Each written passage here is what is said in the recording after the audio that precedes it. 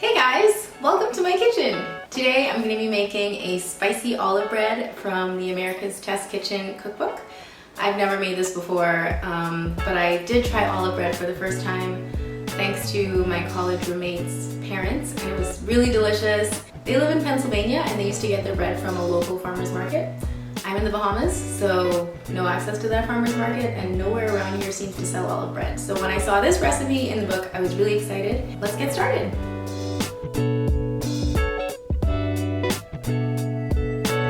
First things first, smash open some garlic. This is 2 cloves, which I'm going to mince because I don't want to be biting into big slices in the bread. I wasn't sure how garlicky the loaf would taste, but the effect is quite subtle. If you want something more assertive, I definitely throw in another clove or even 3.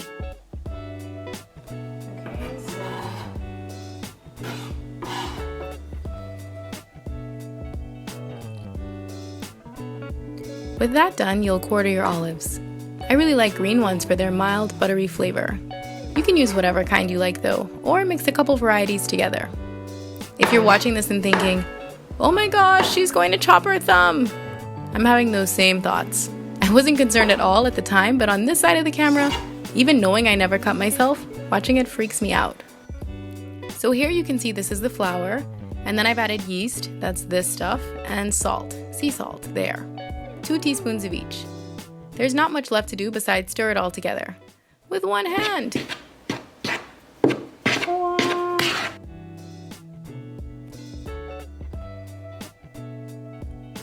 Here we have some water, sugar, and olive oil. It's not all the water called for in the recipe, but I find that I never need as much liquid as they say. Maybe something to do with the humidity here. So I've got about half what they called for, and I'm whisking the oil and sugar into this smaller amount first. I'll see if I need to add any more water later. Now back to the flour mixture plus chili flakes, which I forgot to stir in earlier. This isn't a big deal at all, but you'll see that they would have mixed in much better if I'd done it by hand. To the dry mix, you'll slowly add that water-oil-sugar combo.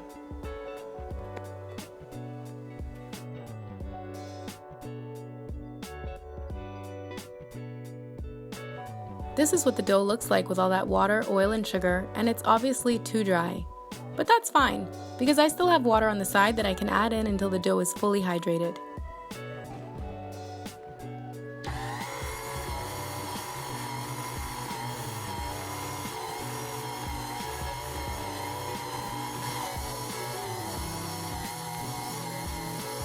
This is what the dough looks like after a few minutes.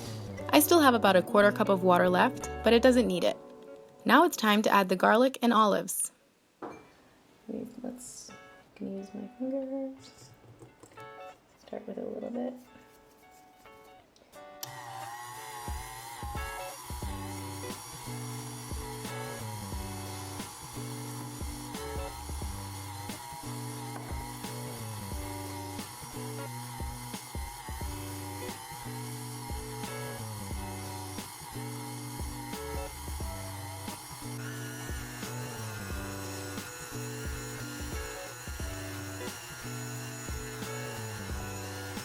The dough has gotten so wet. It's beginning to look like cake batter, so I'm adding in flour about a tablespoon at a time until things balance out again. If this happens to you, you'll just want to add a little at a time because you don't want to push things too far in the opposite direction. After several minutes, this is what my dough looks like. I ended up adding maybe around a 1/4 cup of flour. It's still pretty wet, at least wetter than most doughs I typically work with, but I'm going to stop and give kneading a go.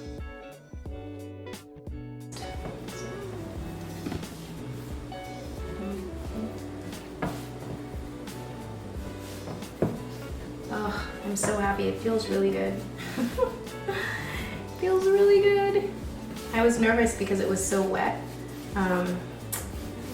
And I tried to dry the olives, but the extra water that they added to the dough really caused problems. Anyway,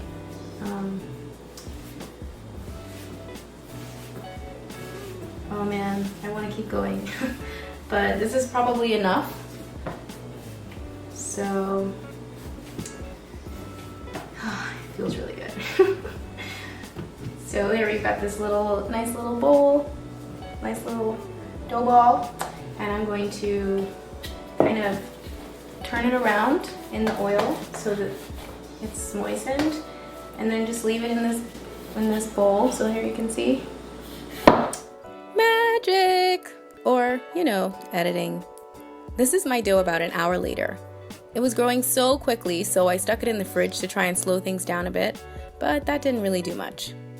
Now it's time to deflate and shape for the second and final rise. This is a very fun part. I love doing this. Okay.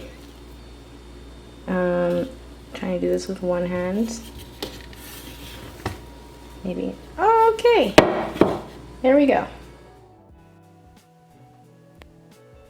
So first you're going to press the dough out into a circle, kind of like you were going to make a pizza. Press and stretch, press and stretch. It's pretty hard to mess this up. Then fold the sides in one at a time to turn that circle into a ball. We're not going to stop there though, because this shape is really not secure. The next thing is to flip the dough over and use light pressure from your hands as you roll it around, reinforcing the shape and working to close that seam.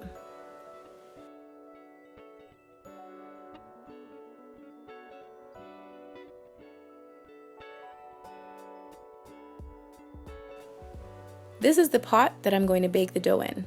It's heavy and it's got thick walls. I think it counts as a Dutch oven, but anyway, you're going to want to use something similar. Grease the inside. I used coconut oil.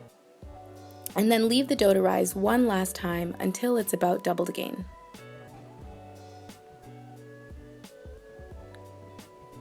I am always thrilled by the way dough rises. And look, this one has done it again and we've got a sweet round shape. It's time to bake. First at 450 for about half an hour, then at 375 for another 20 minutes or so. The people at America's Test Kitchen want me to slash the top, but TBH, I've never been happy doing that, so I'm just gonna leave it as is and cross my fingers. So guys, this is my bread. Doesn't it look beautiful? It smells beautiful. I guess I can't smell beautiful, but it smells really good. Really rich and kind of buttery, even though it's made with olive oil, not butter. Look, listen to this. Ooh, I just took it out of the oven. It's really hot, so I can't cut it right now, but I'm excited to see what's going on the inside. Yay!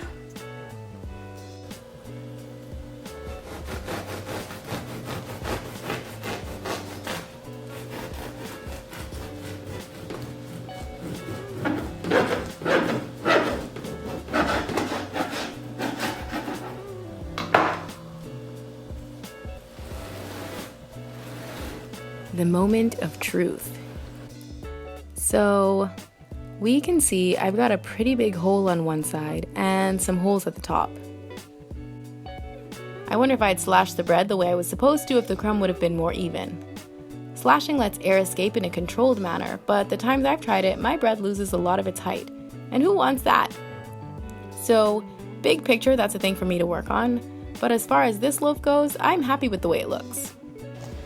Everybody, this is my Grammy. Say hi, Grammy. Hi. Okay, so it's breakfast time and she's having some of the olive bread as toast with, as you can see, a banana. So Grammy, what did you think of the olive bread? It's number one. Thank you. That's the last bite? The last and the best. Oh, yum. Best for the last.